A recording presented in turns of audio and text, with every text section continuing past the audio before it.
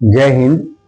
आपको बताते हुए बहुत हर्ष हो रहा है कि आज हमारे स्टूडियो बनकर तैयार हो चुका है और ये आपका सहयोग और स्नेह से हुआ। तो मैंने पहले की वीडियो में मैंने आपको बता चुका हूँ कि हिस्ट्री, इकोनॉमी और केमिस्ट्री में कितने चैप्टर्स हैं, इस सब सब्जेक्ट में कितने चैप्टर्स हैं।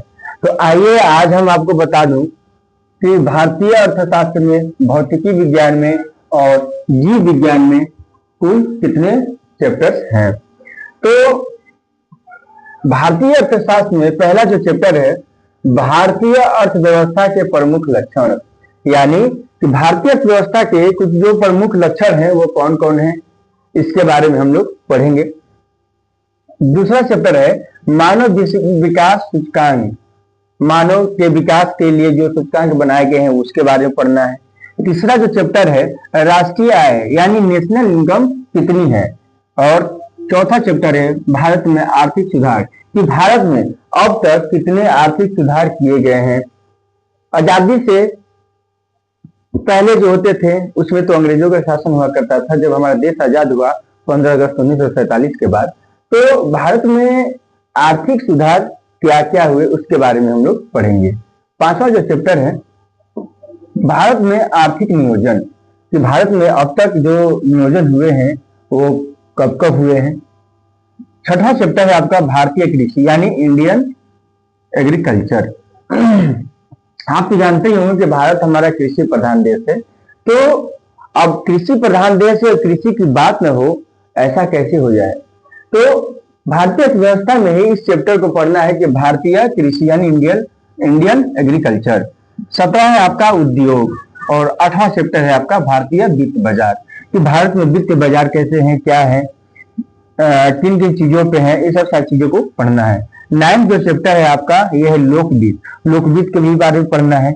10वां चैप्टर आपका गरीबी एवं बेरोजगारी, जो एक अहम भूमिका रही है शुरू से लेकर अभी तक। इसका जो गरीबी और बेरोजगारी रही है, मतलब बहुत गंभीर समस्या रही है भारत की, कि यहाँ गरीबी भी है और बेरोजगारी भी है। तो ये अहम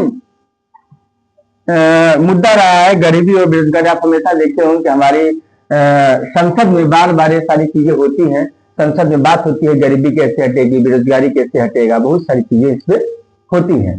तो हालांकि सरकार, कोई भी सरकार आती है इस पे कार्य कर रही है। 11वां चैप्टर है आपका, 11वां चैप्टर है आपका प्रमुख योजनाएं एवं कार्यक्रम, कि अभी तक कितने योजनाएं आए हैं, कितने कार्यक्रम आए हैं। और 12वां चैप्टर है भारत का वैदेशिक क्षेत्र, कि भारत का जो वैदेशिक क्षेत्र है वो कितने एरिया में है और कहाँ कहाँ है और किससे संबंधित है। और 13वां चैप्टर है आपका आर्थिक शब्दावली, कि ये आपका इकोनॉमी में आपका जो आर्थिक शब्दावली है वो क्या क्या है और कब कब है।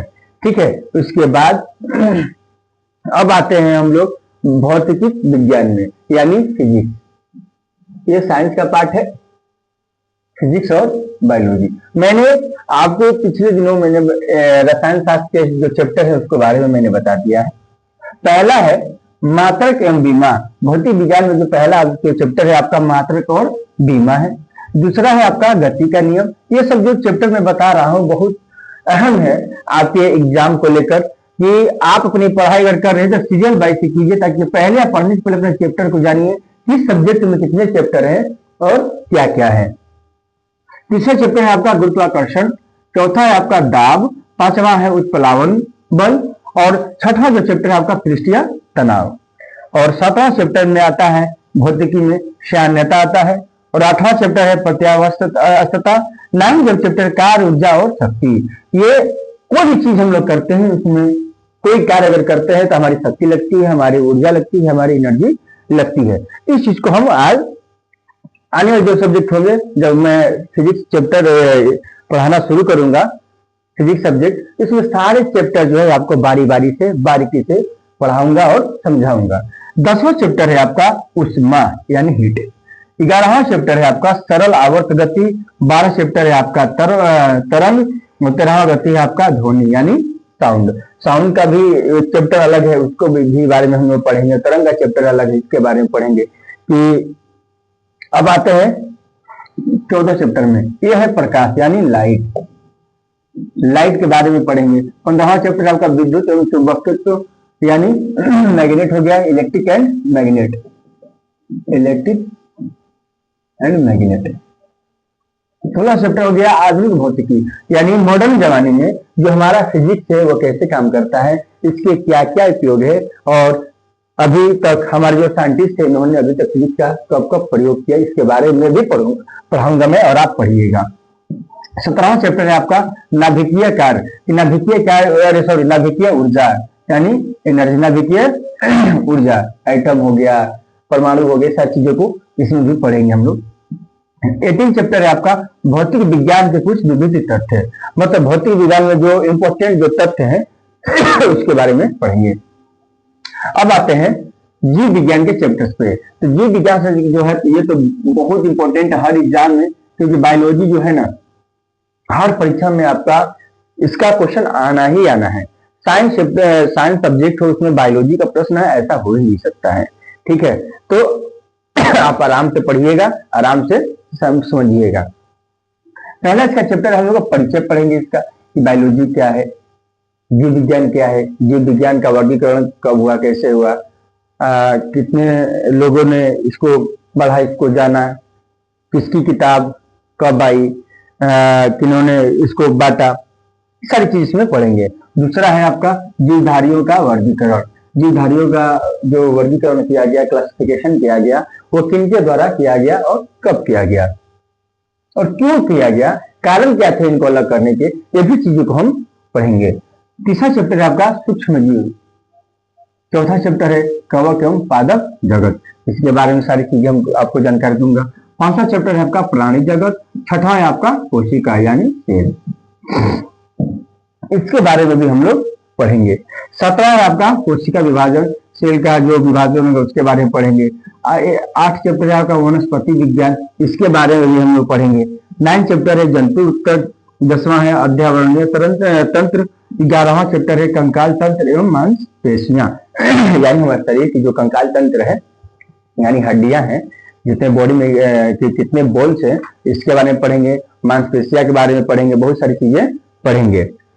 12वां चैप्टर है आपका पाचन तंत्र, पाचन तंत्र के बारे में भी पढ़ेंगे। 13वां चैप्टर है आपका श्वसन और 14वां चैप्टर है आपका परिसंचरण तंत्र। परिसंचरण तंत्र के बारे में भी हम लोग पढ़ेंगे। अब आते हैं 10-15वां चैप्टर में तंत्रिका तंत्र। ये जो मैंने जो चैप्टर लिखे हैं ये बहुत इंपॉर्टेंट, इसको आपको पढ़ना है। 16वां चैप्टर है आपका उत्सर्जन तंत्र। 17 है अंतःस्रावी तंत्र। 18वां चैप्टर है मानव रोग। 19 है आनुवांशिकी और 20वां है आपका जैव विकास। यानी टोटल बायोलॉजी में बायो में आपका 20 चैप्टर है, फिजिक्स में आपके 18 चैप्टर है और इकोनॉमी में आपका कितने चैप्टर हैं आपके 13 चैप्टर है। यानी आप अगर इन सब चीजों को बारीकी से और अच्छे से बेहतरीन ढंग से पढ़ाई कर लेते हैं तो ये आपका सब्जेक्ट तैयार हो जाता है। और तो मैंने कल भी बताया था, मैं हमेशा बोलता हूं कि आप क्लास करने के बाद आप टेस्ट लगाइए। आप कोई भी बुक से आप टेस्ट जहां से मिल रहा ऑब्जेक्टिव उसको आप टेस्ट लगाइए। आप जब टेस्ट लगाते हैं तो आपकी जो जैसे बूस्ट होता है एनर्जी में, हम जब कुछ एनर्जी ड्रिंक लेते हैं हमारा शरीर अंदर से बूस्ट होता है, उसी तरह वो बूस्टिंग का काम करता है टेस्ट। तो अगर हम टेस्ट देते हैं किसी भी सब्जेक्ट का, ये हमारा बूस्ट का काम करता है। तो मान लेते हैं कि मैंने आपको पढ़ा दिया कोशिका आपने पढ़ लिया, आप एक बार इसका रिवीजन कर लिए खुद से, दूसरी बार आपने टेस्ट लगा लिया, तीसरी बार जब जो सवाल गलत हुए हैं उसको आप फिर से आप जो गलत हुए क्यों गलत हुए उसको आप पढ़ ले रिकॉर्ड कर लेते हैं, ये भी आपका फाइनल हो जाता है। यानी आपका एक बार काम में तीनों काम हो जाता है। इसलिए तो आप टेस्ट लगाइए, पढ़िए। आप मेरा ये सोच है कि पहले मैं आपको सब्जेक्ट के जितने चैप्टर्स हैं मैं आपको समझा दूं, बता दूं।